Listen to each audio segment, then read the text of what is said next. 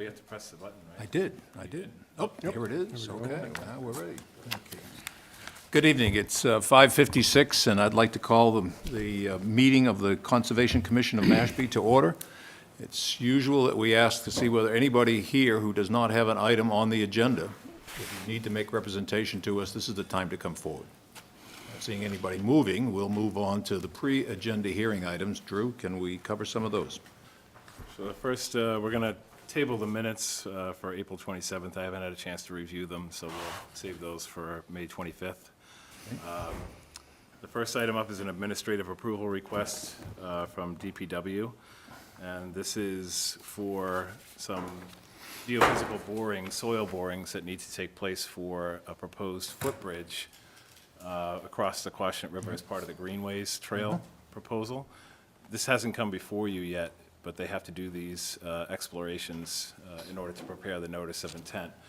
So I don't know if you've had a chance to read through. If you want to take a moment to read through the description, I can kind of summarize it for you. It'll be the use of a bobcat, drill probe attachment, and they'll be getting into a section of the Quashnet River, which you can see up on the image, just south of Route 151. There's dirt road access just off the road here. There's a dirt road that leads down to a clearing near the river, and that's where they'll stage and bring the bobcat in. It won't require any removal of trees, some minor pruning of shrubs, just to get to that location, and they're not getting into the stream bed at all either. So it's just for doing some additional research and data collection for a forthcoming notice of intent for a proposed footbridge across the Quashnet in that location. And then back out and go further east to do it again from the east side of the river? Yes, and there's a dirt road that leads up to that location as well from Jobs Whiting Road, I think. Mm-hmm. Yep. Is there a path there now? There is a path, but it doesn't lead directly to the river. So that there will be, part of this project will be creating a path through this stretch of woods, starting down here, coming across and making its way. There's a dirt road here you can see, and then there'll be a path connecting it over to the proposed location. But they don't know exactly where that location is going to be. That's why these soil borings are necessary to determine the best area for supporting the bridge. Right. It's a good-sized bridge that they proposed, as I recall. Yeah, I think it's going to too. be about 20 some odd feet. Yeah. Stretch across the river. And does it, the path, I forget the path come right up to the ball fields at the high school? Is that where it That's terminates? ultimately where it's going to lead, yeah. So we're not quite sure where the end point is, but it will connect up to the high school. That's the goal. Okay. Pathway. Yep. So this, we need to approve this with an administrative approval, correct? Correct. So, any questions? Gentlemen, any questions? Yeah, sounds pretty straightforward. Okay, pretty straightforward. So, is there a motion? Make a motion that we accept this approval and for affirmative vote. Second. All those in favor? Aye. Aye. Aye. Okay, the motion carries. It's approved. Got time for maybe one more, Drew? Sure.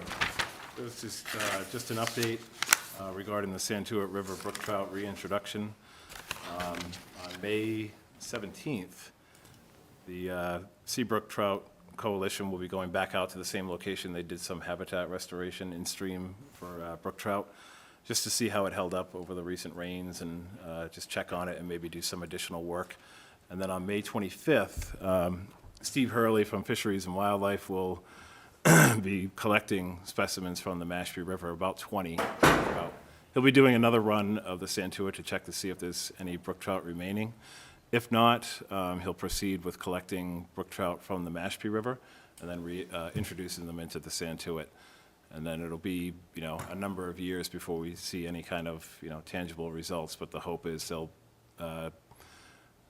survive and take on their own genetic strain unique to the Santuit River. That's They get tagged or anything like I that? think they do. Yeah, they'll tag them. Yeah. Do they insert them into the water at any particular point? I mean, or is it It's going to be multiple where they're points? doing the work, just north of Sampson's Mill Road. So they've put in woody structure into the river to prepare it for brook trout habitat, and that's where they'll be introducing them at that area. Okay. Yep. Should be interesting. Yeah. Be watching that one. Okay, let's move to the 6 o'clock hearing, which is James P. and Nina L. Hanks, trustees at 362 Monomoskoye Road, for proposed tree pruning and hazardous tree removal. This is an RDA. Is there someone here to speak for the Hanks? Good, Jim. Sir, would you kindly go to the mic and identify who you are and what you, the property that you represent? Or where you live, I guess is perhaps the better way to put it. I'm Jim Hanks, and I live at 362 Monomoskoye. Could you just give us a highlight of what you'd like to do? Well, when we first built this lot, or built on this lot, we preserved almost, well, as many trees as we could, much to the consternation of our builders. But over 30 years, they've grown to the point where some of them are hazardous, some are dead.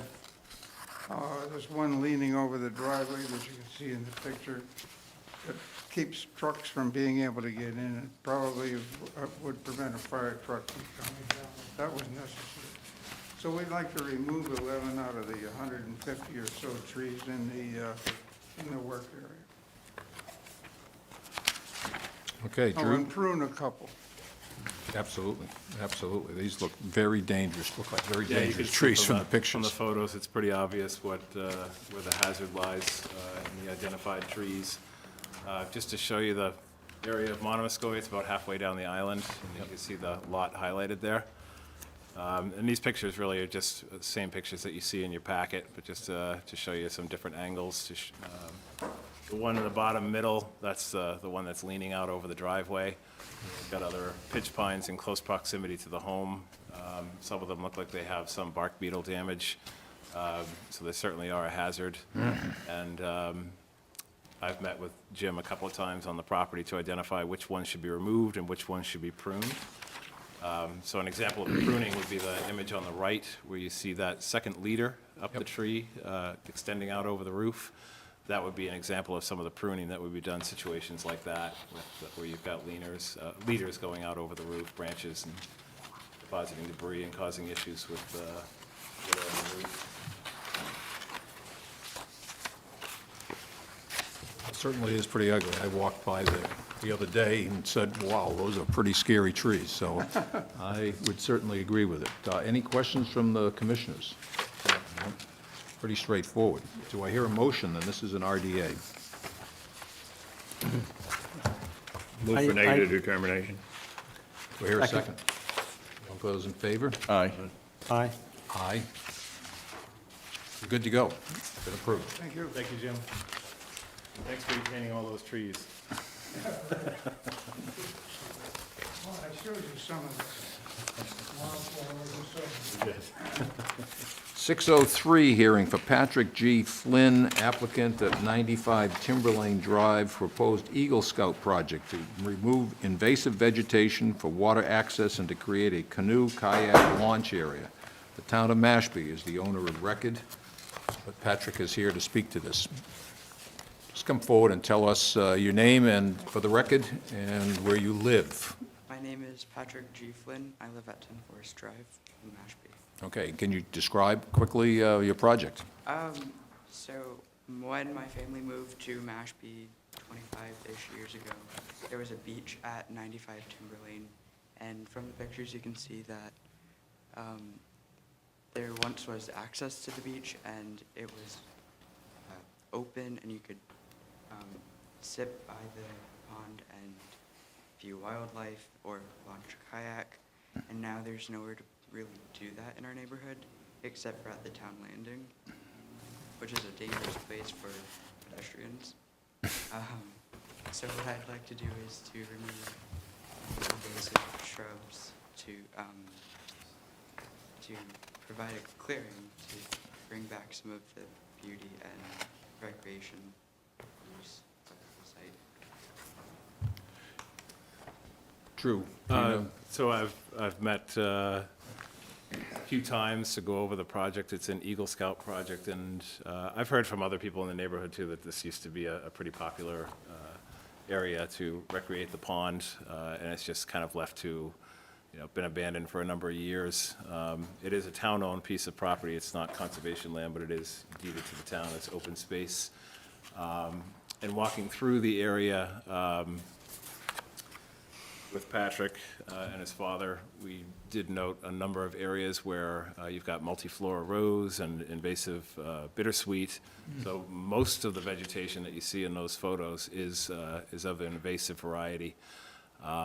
I think it's a great project for an Eagle Scout just to, kind of reestablish access to the pond, get rid of some invasives, and have a nice place, as Patrick described, to have the community be able to access this part of the pond without having to use the town landing, which is, does experience some heavy traffic of vehicles coming back and forth, and trailers, boats, a lot of activity, not a nice, peaceful scene to enjoy the pond. So I can certainly understand why this location is much more desirable for that, for the people in the community.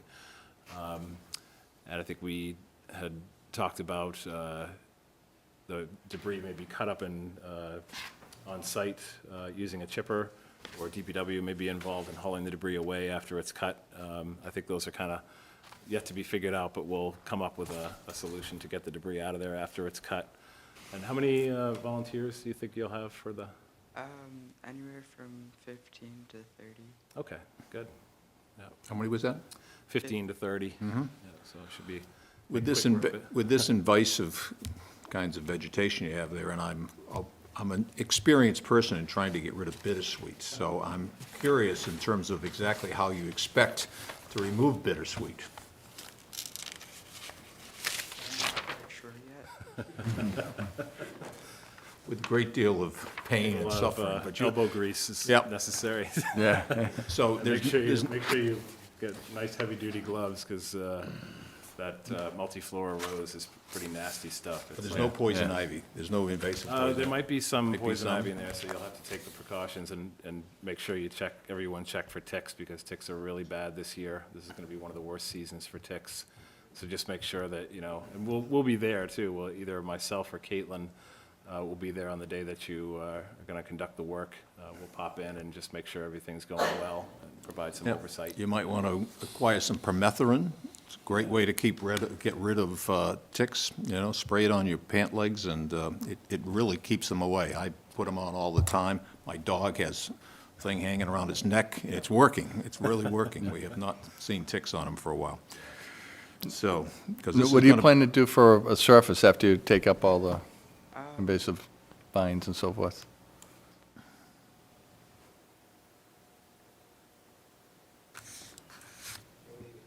We're gonna leave it as is. As a, Leave it, just remove, project's to remove the overgrowth, the tree stumps that are buried under the overgrowth, and then simply rake it flat so it's accessible. We don't really resurface it without, many truckloads of sand or something, so. okay. Do you have any input in regards to, I mean, it sounds like you might have the possibility of chipping some things that are going to be ripped out of there, but in But terms of... I would recommend that be taken out, because it'll just reestablish, you'll be providing a source for it to reseed. Okay, so get it out of there. Getting it out of there, and then just providing an open space, like I said, to, perhaps for some storage of canoes, kayaks, and, this could be like an ongoing thing, at least to get it established, cleared out first, and then, maybe talk with some folks in the community and see what else can be done there. But this would be kind of just one phase, and I would imagine that there would, in order to have like a long-term access in this area, that would require some more information, like, bringing in sand or whatever the long-term plans are. But for now, I think it's just providing some form of access and at the same time getting rid of some invasive species. You're going to have a lifetime job keeping after that bittersweet, By the time you go off to college, they'll say, I thought Patrick had a project over here, and it'll be that bad. Okay, so this is an RDA. Do I hear a motion? I move for a negative I'm determination. sorry, any questions from the audience? No one is moving, so we will go back to. Move for a negative determination. Second. All those in favor? Aye. Aye. Aye. Patrick, you've got a permission from the Conservation Commission. Good luck, and good luck on that Eagle Award. Thank you, Patrick. We'll move to the 606 hearing of Mark J. and Melissa A. Winters at 112 Waterway, proposed landscape and hardscape improvements. This is also an RDA. That easel's a little, yeah. Precarious. I have the plan up on the screen too, so. Good evening, my name is JT Newton. I work at Mashpee Landscape, and I'm representing the Winters on this project. Basically, the project consists of removing the patio that's beside the deck, just along the road here, and a plant bed that is against the house, and reconfiguring a patio in its place with a fire pit in the middle. And then using the plants that are existing, just redistributing them around the patio itself. Okay, Drew, comments? Pretty straightforward application. Again, just to show the location, is Spinnaker Cove, highlighted parcel, 112 Waterway. Just to show you some of the existing conditions on the lot, there's a top left is a view from the road. Bottom left is a shot standing next to the edge of the coastal bank, looking back at the property. So the area on the right-hand side here, where you're going to see the hardscape improvements and landscape changes. There's a minor bump out from what's already disturbed and landscaped in this area, so it doesn't really trigger any form of mitigation. But if the commission wants to have some sort of mitigation, it's certainly within your purview. But again, it's a minor encroachment, and it's all lawn, as you can see, leading up to the edge of the coastal bank, right here, leading down to the Spinnaker Cove. What's that? It doesn't look like it to me. Looks like your Kentucky bluegrass kind of majority So mix. it's a good thing we're going to get rid of some of that grass that doesn't meet the, There will be some removal of it based on the hardscape patio area, but I can't answer that question. I don't honestly know what type of lawn variety. about 12 years, something like that, 12, 14 years. I'm trying to remember when it was built. Just purchased it this past year, so. Yeah, it hasn't been there that long, so chances are it was, predated the new Oh, I'm sure, bylaws, for yeah, sure. yeah. It doesn't look like it was recently sodded or anything, so. Nope. Commissioners, any questions? Nope, okay. No questions this evening, okay. Do I hear a motion? Question for the audience. Questions from the audience? Thank you, Bud. You're like an echo tonight. I like it. I appreciate it. Okay. I move a negative determination. All those in favor? Aye. No, you need second. Second, there was a second. Yeah, I'll second. Okay, now, we'll move the question. Yeah. Aye. Aye. Aye. Okay. Thank you very much. Thank It's you. approved. Thank you. We'll go to 609, the application of J. and Elizabeth A. DiRenzo at 134 Papaneset Island Road. Proposed demolition, reconstruction of a dwelling, garage, swimming pool, septic system, along with hardscape and landscape improvements. This was continued from April 27th. Homeowner to resolve a wetland violation.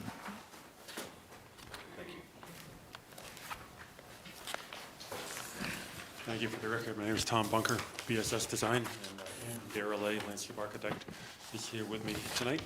I think when Drew went out to look, there had been a cedar tree. I hadn't been to the site for quite a while, but there had been a cedar tree cut down here last summer in one location, so we never opened the hearing 2 weeks ago so that Drew could communicate with Mr. DiRenzo. Some background to this whole project: it was actually filed and approved in 2014, the same project. March of 2014, and when we started looking at it again, when Jay sort of reopened, we realized that we had missed it by a week when the order had expired, so we couldn't extend the order. And part of that was because you went through Board of Appeals, they issued a permit, a special permit from the Board of Appeals. The neighbor on one side appealed that special permit, so he spent some time in court. these things. And in the meantime, later in 2014, of course, the flood zones changed, the datum changed, so. This plan is slightly different from the plan that was approved, only as far as the elevations of the ground and what is being proposed and the flood zones, although the flood zones basically cover the same area of land as it did before. We have Papaneset Bay out on this side. There's an area of salt marsh fronting the bay.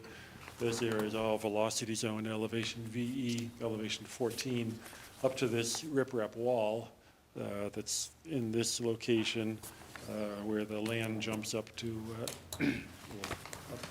elevation, what is that, 10 or 11 up here, well, above 11 because the flood zone, there is a flood zone 11 on the inland side of it, coming in from the west side of the island.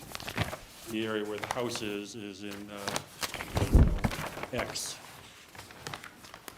We have the salt marsh here, a coastal dune. There is a former cedar tree in this location that I guess we'll get to in a moment. The riprap, this existing house, pool, patio, driveway, septic system, covers most of the lot, as you can see. Just the house and the patio cover 25% of the property. What they're proposing, same as 3 years ago, patio, smaller pool, and it's a pool house, which the other lot had. The proposed house is larger than before. I can show you, I'll do one of these diagrams for our projects to show change in coverage. So the green you see on here is actually where coverage is being removed. So this green here is where the larger pool patio is now, but will be removed. And there's some of the paving, the pool house, some other patio here is being removed. The only area within the 50 feet of the coastal bank, or the salt marsh, is this one bit of patio where you see in red, which is getting larger here. And actually, when you figure out even to 75 feet, it's still a reduction in coverage. So that part of the patio is getting closer than it is now. The existing patio is 13 feet from the top of the coastal bank. The proposed patio is 15 feet here, but you see a lot of the existing patio is being removed. Well, that's Blue screen of common death. problem. Don't turn it off. For a new laptop. Yeah. So there is, as I said, a reduction in coverage within the 50 feet and within the 75 feet from the top of the coastal bank. Is the calculation of within the riparian resource area buffer. Actually, there's no mitigation planting required under this, but Andrew Garrelay has a planting plan which he can explain to you. Is there any questions so far? The septic system is totally new? Yes, I yes, assume I'm sorry. the existing is under that raised lawn, I'm sure. The existing is about in the location of this garage now, and the proposed is going under the driveway. It is entirely new, and it's 102 feet to the top of the coastal bank and 124 feet to the edge of the salt marsh. And that actually was approved by Health, by Glenn, in 2014. Okay. And you're basically filling the driveway in and leveling it, and garage will come in at street level in the future? It's all being raised, the garage is coming in, driving up the driveway. Oh, okay.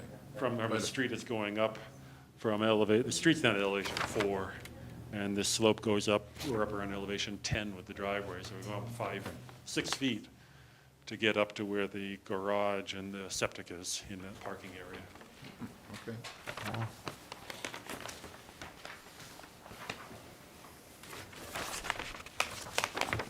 Andrew Garrelay, registered landscape architect, Yarmouth Design Group. As Tom Tom really covered most of the important stuff here. Obviously, I'm going to just start closest to the resource areas. On the last time this went through, Vaccaro Environmental had done a little bit of a planting plan, and I just copied it, except for one thing.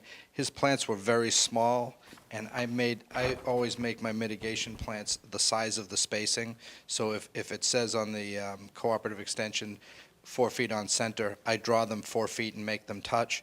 So I changed that a little bit just to reflect that. The same area is being used, the same square footage is being used. There's also the two Prunus maritima beach plums here.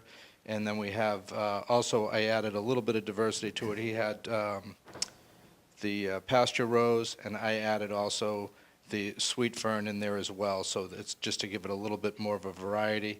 And unfortunately, this has to occur on the inside of the pool fence that exists because the outside is all rocky. So you can't plant in it, unfortunately.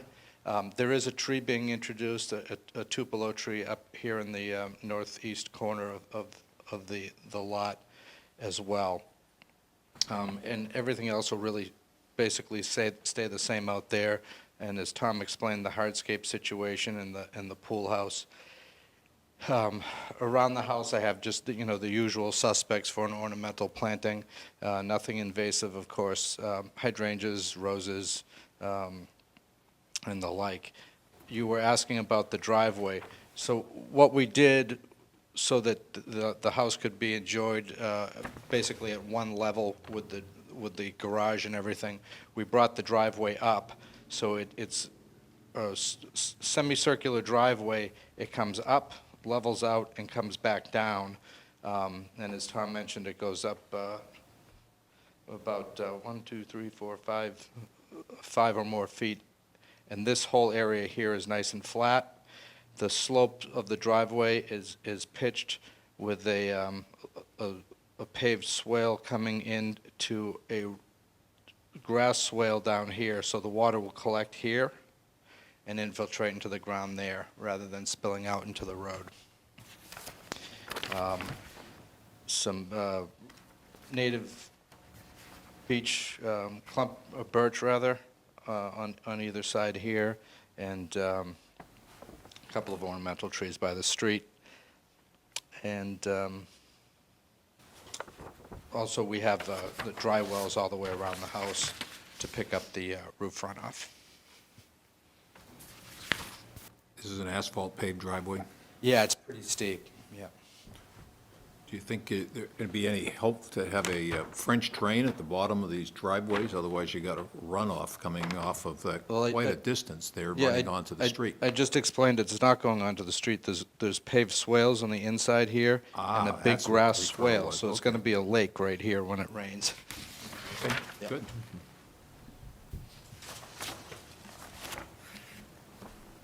Trying to restart the PowerPoint so I can show some photos. I did go by there before I came today. I see your point. He has a point? So just to give some background to the commission, I'm just going to go to the, I don't really have a clear shot of it, but the top left photo just shows the top of the armored coastal bank, and you can see the dock in the background. You can't really see it too well, but there's a cedar tree on the opposite side of the dock. It's in an area that's delineated as coastal dune, a small area of coastal dune, but it was a very large, 20-plus caliper inch cedar tree that was cut. And speaking with the homeowner, he didn't know who cut it or when, but it appeared to be cut within the last year. But being on his property, he is responsible for it. So I don't know the background. There's no evidence of anyone cutting it, so it's one of those situations where it happened on his property and he is responsible for it. So what I decided to do, rather than hold up this hearing, because I had a chance to go back to the property, take pictures, communicate with the homeowner, is to handle it through an enforcement order outside of this particular hearing, because they are two separate issues, and I think that's really the best way to handle it. What I'm thinking most likely is planting a beach grass and maybe some groundsel bush, high tide bush, something like that in the coastal dune area, something suitable for coastal dune as mitigation. So the enforcement order has to be completed first. The enforcement order has to be drafted. It'll be sent to him with the conditions and timelines for a planting plan and then execution of that plan. And then, as always in our mitigation regulations, it'll be accompanied by a 3-year monitoring and maintenance period to ensure survival of the mitigation plantings. That's pretty standard protocol when it comes to violations. And the tupelo tree, which appears to be pretty close to the site of the tree that has been removed? Well, it's actually up the bank. It's not in the same area. Okay. The cedar tree was actually down below the bank on coastal dune, so it's outside of any landscaping that you see proposed here as part of this plan. If I could just make a comment, and I don't know if you meant to say height, but the tree's not 20 inches, it's 10 to 12 inch diameter. 10 to 12, okay. Yeah, I looked at that very closely Okay, before- good. just before I came. Thank you. But a very large tree, though. Yeah, the only remaining cedar tree in that area on its frontage. As far as the plan, as you heard before, it was approved by the commission previously before the zoning board process. I think that it's an improvement from the existing condition on the lot, which I can show you pictures. Patio, the top right and bottom right photos. It's pretty expansive, comes very close to the edge of the top of the bank. You can see there in that top right photo. So reducing that footprint, getting more space away from the top of the bank. In the landscape plan, it was mentioned that any grass areas to be reestablished will adhere to our lawn standards, which will be required, and that will be put in as a condition if you approve the project. Board of Health comments that the application, it's not in the Zone 2, the area is not in the Zone 2, a conventional Title V system is proposed to accommodate the existing 5-bedroom dwelling, and the application is approved on the plan that you see before you from BSS Design. So Board of Health has already reviewed this. So we can act on this, and the other issue... Separate through an enforcement order, Okay, yeah. but- Just to clearly separate the two, there's no reason for one to hold up the other, and it's the most expedient way to resolve the violation. Okay. Well, on the other hand, Questions? Go ahead. yes, we could ask that that plan be in before this order of condition was issued. couldn't we? That's that certainly is your What does that accomplish? Well, I mean, we do have a definite violation. They're asking to do a lot of work on this property. I'd be more comfortable if a approved plan for clearing that violation was available for the order of conditions was. Sure. I mean, assumably that would not have to be a delay, would it? No, I don't see any issue with that, as long as you're limiting it to the plan and not the actual planting Correct. completion. Just submission of a plan. Just so that Drew will see the plan And approve it, and, and approve it. yeah, that would be my suggestion. I think that's reasonable. Yeah, I don't think that's going to slow anything down at this particular point in time. I don't believe that you're going to probably take this house down and get on with this project at this particular time of the year. Most Just likely, go to the building department and all, yeah. first anyway. There's more, Seems there's more reasonable to permitting me. to be done. so- Yeah, sure. And, even if they had everything, you're probably going to enjoy the house for the summer and then do so in Labor Day. Any other questions from the commission? I was just looking on the driveway plan, so you're saying all the water that's coming off the flat part of the driveway and both slope sides are gonna come down and they're gonna taper towards those swales in there? Yeah, onto the inside. So it looks like, just looking on the plan, saying the grade is going down towards the street, but is there any grade coming from the outside part of the driveway to the inside part of the driveway to bring it towards the swale, or? That doesn't. Yeah, show. I really should adjust those contour lines a little bit. It is shown more of a crown than it is, and And this was a mistake I just made because we just changed the datum on it, and I don't want to throw anybody under the bus, and my fault for looking at it. When I did the plan the last time around, I was very careful to slope it to the inside. Traditionally, you crown it, and I took the plan from the engineers, and I didn't stop and think about that. I'm So saying, I'll yeah, adjust that. Yeah, I'll because you got a adjust that. 5-foot height. Yeah, in it's showing a short crown, span yeah. there. Yeah. Saying- You know, and saying, all right, there's nothing, you're not showing anything down by the street to capture in case. No, right here. Yeah, I know there's swale there, but. I need a there's cross slope, and it's showing a Cross slope, crown, and you're correct.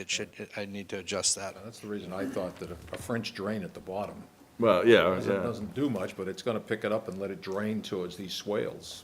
Yeah, Yeah, it's- is there like a, The you know, runs. a trench drain or something like that? They we could could go put a across trench it? drain down at the yeah. bottom as well. It's a Yeah. pretty minor Yep. thing, but Yep, it'll help, yep, rather that yep, water and from just- one side And we ship can it to direct the other. water into Yeah, that and swale. then you don't have to Sure. worry about that grade shifting over time as everything Yep, settles. I agree. Okay. Yep. Any questions from the audience? Hearing none, is there a motion?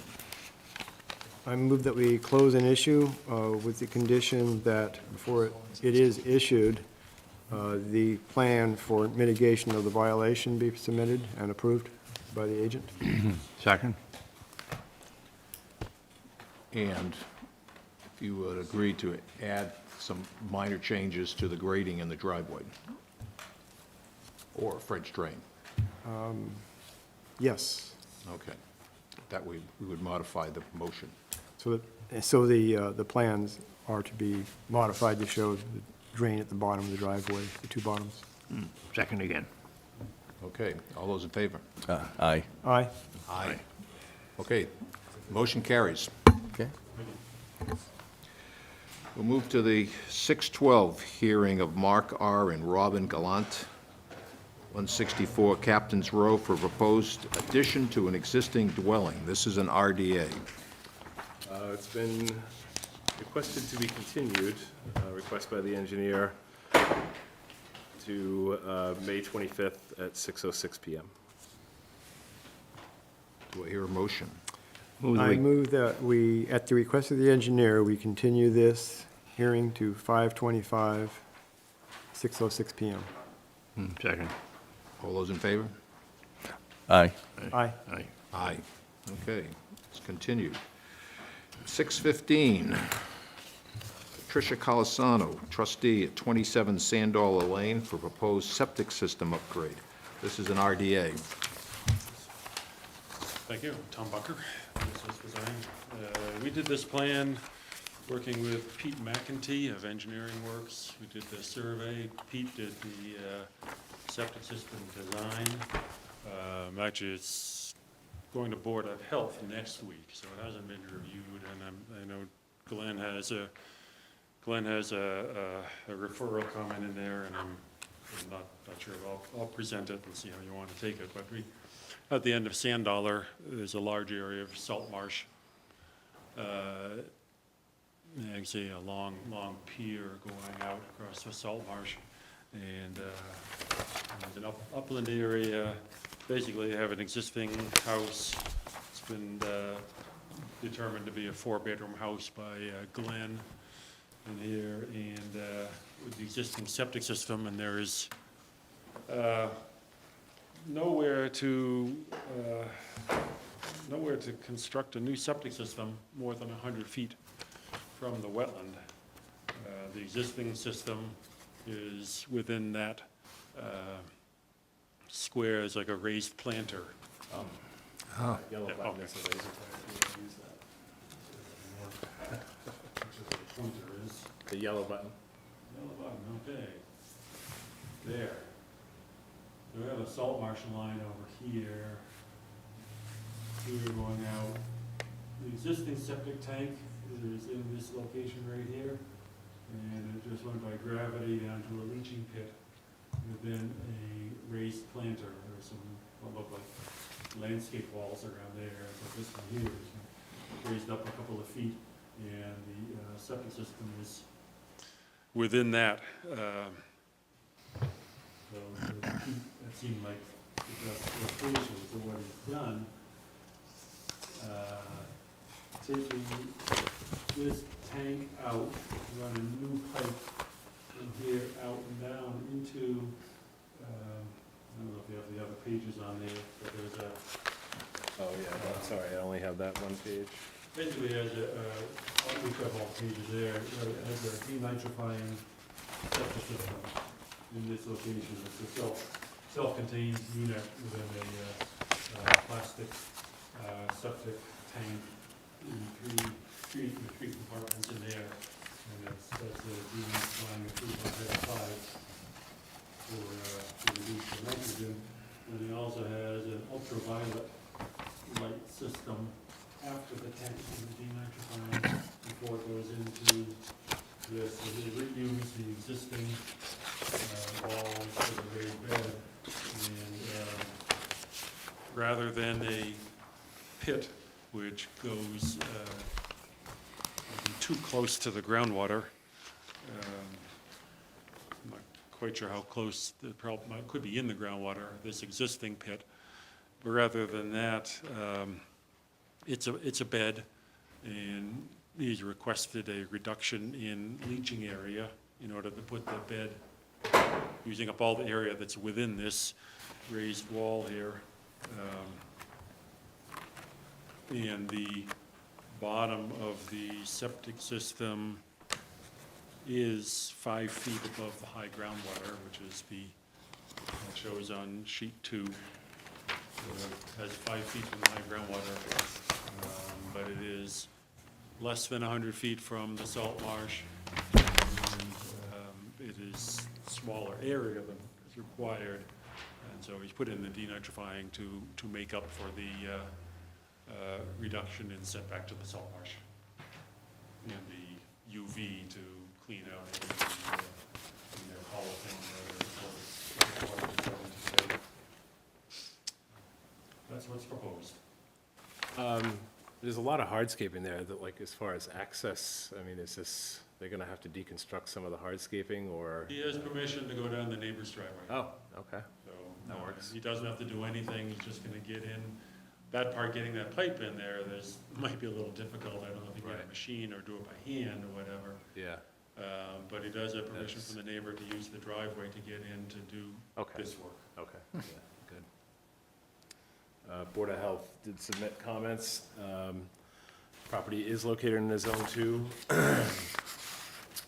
So they're on the May 18th agenda for variance relief for an innovative alternative unit as proposed to accommodate the existing 4-bedroom dwelling. So the application has been submitted and it will be reviewed on May 18th. Pretty sophisticated system. Good. Any questions from the commissioners? Nope. Okay. Do I hear a motion? This is an RDA. I move for a negative determination. Second. All those in favor? Aye. Aye. Aye. Okay, motion carries. And we move on to 618, Amy B. Coughlin, 56 Spoondrift Way, proposed demolition reconstruction of a dwelling with decks, septic system upgrades, retaining walls, access stairs to an existing pier, ramp and float, and landscape hardscape improvements. This is an NOI. This has been requested to be continued by the engineer to May 25th at 6:03 PM. Okay, At 6:06? 603. 6:03. Sneaked in before the other one. Do I hear a I motion? move that we approve the request of the engineer to continue this hearing until May 25th at 6:03 PM. Second. All those in favor? Aye. Aye. Aye. Okay, the motion carries unanimously. That wraps up That's it, huh? the hearing items. We do have a couple of additional updates, Drew, Yes. from the pre-agenda. So, yeah, just a couple more updates regarding the call at the last meeting. I think at the last meeting, or maybe not. Yeah, it was at the last meeting. Yeah, we The talked ATV damage at the Yes. bottom of the Santuit weren't here. Were you here at the last meeting? No, I missed the last one. Oh, we had some ATV damage to the bottom of the Santuit fish ladder, the riverbed at the bottom of the ladder. 3 ATVs drove through the bed, crushed several dozen herring in the process, Oh. and dug up the banks of the river. So I showed the commission the area last week, and there were people there witnessing it, and one person had sent video where you could kind of see the riders, but it was a little out of focus and nothing incriminating as far as getting any, they were all wearing helmets and uniforms and stuff, so it wasn't able to identify anybody, but it was a pretty shocking event, and I've since met with our DPW director and members of the tribe, because there is an archaeologically sensitive area just where they come down the embankment leading to the fish ladder that has been identified as a sensitive area for archaeological artifacts from the tribe. So what we decided to do would be an effective deterrent is to install more guardrails at the top of this bank and at the bottom to extend the guardrail that's there, to work with the existing topography, extend the guardrails and put new guardrails in so that it would make it impossible to traverse down this bank. It would be too steep based on where we propose the guardrails to be installed. And that would ensure that at least this area of the river would be protected from ATVs coming down into it. They wouldn't be able to get down to this location anymore. Not that I would envision it being a common occurrence, but this was so shocking that they would do something like this, that it requires some pretty immediate action to prevent future access to this area, because it is an area when the herring are migrating that they congregate in the hundreds, if not thousands, in this bottom pool altogether before they ascend the ladder. So it's a very sensitive area that we want to keep vehicles out of permanently. So is the guardrail installed already? No, we just went to identify the area, and I'm going to get a quote from Catherine as far as what the cost is. And at the next meeting, I'll show imagery of where it's going to be installed. Also, just another update from AmeriCorps. I have a couple of pictures. The crew, there was a crew of 3 last week that came in and did some trail maintenance in our Mashpee River Woodlands North parcel along Long River Trail. This is just a photograph of an area that was gouged out by mostly motocross bikes, not necessarily ATVs, but you can't really get an idea of how steep this hill is, but it was leading to a lot of runoff, and it was part of a loop trail that is connected to Long River Trail at Mashpee River Woodlands. So they installed trail steps to prevent any further erosion and runoff. There's no wetlands nearby. It's just a situation that will continue to get gouged out if it were to be left in its existing condition. So, and then they also did some pruning along the trail itself. So just an update. And we'll have a few more AmeriCorps work days coming up where they're going to be doing other trail maintenance projects. So we've got most of our areas covered now that we're lacking in trail maintenance. So thank you once again to AmeriCorps. Any questions on that? Or? Nope. Okay. And the last one is the RFP, the request for proposals for the restoration of the Upper Quashnet River and surrounding bogs, has been sent out to consultants. The due date to respond to the RFP is June 5th, which is a Monday. So you give 1 month, basically, to put together proposals and have them submitted to the town. Once those are submitted, you as the commission will be part of that review process to select a consultant based on the criterion in the RFP. If anyone hasn't read the RFP, I did send it out in draft format, but if you need me to send it out again, I'll be happy to do that, just so you can take a look at it. How many people You gave us did a it go printed to? copy, too. There were, I believe, 5 or 6 consulting firms that were chosen to, based on their previous work history experience in this type of restoration.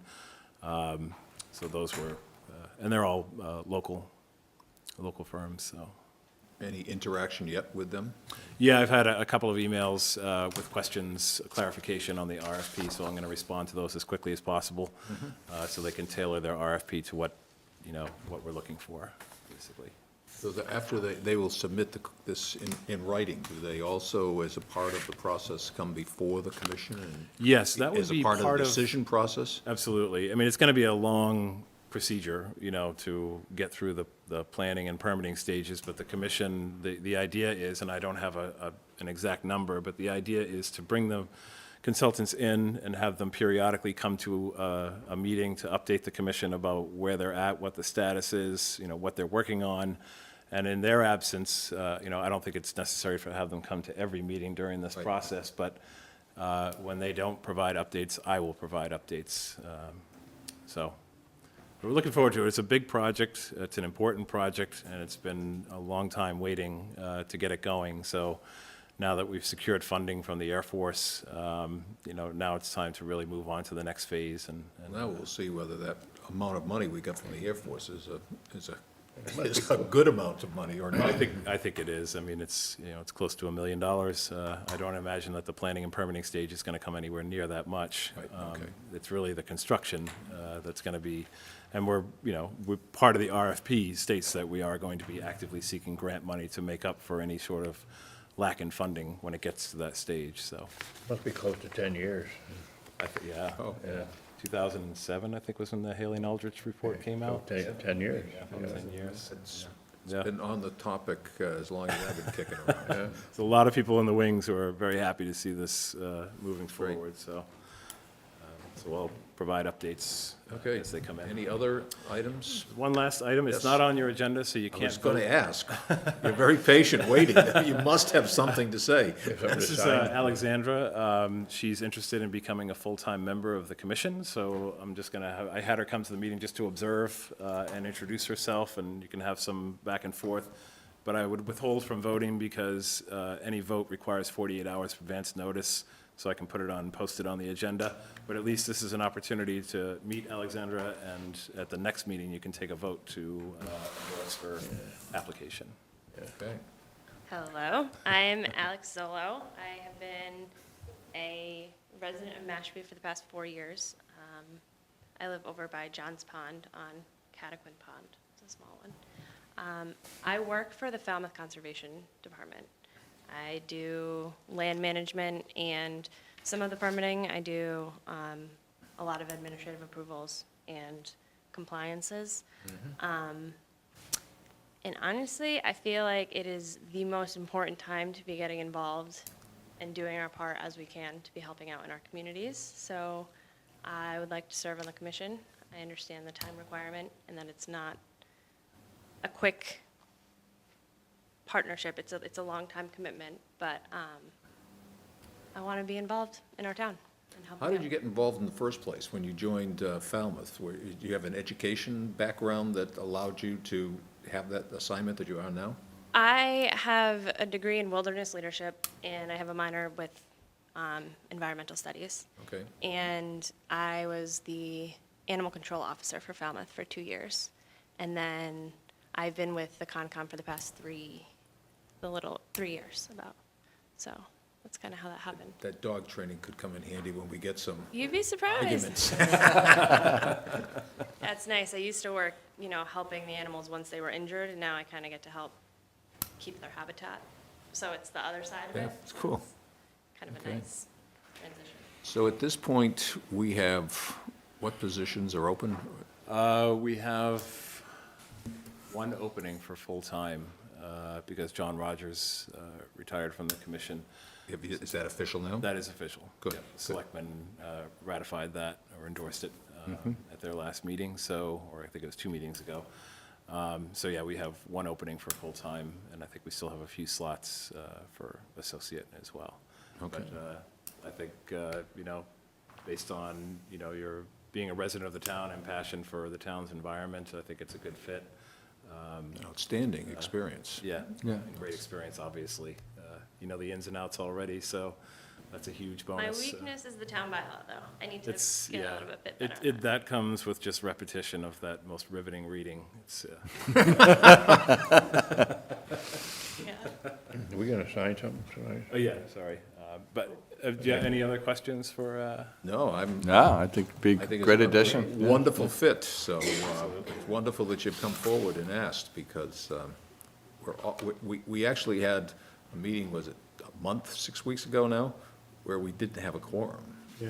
all of a sudden, Yeah. everything went wrong, and we timing is sat here, and, Yeah, and it wasn't a meeting when there were no people in the audience or with hoping to get their stuff done Well, either. It was a we pretty got busy lucky. night, actually. well, it was, but they were pretty understanding, because it's the first time in recent history that we've had one of those.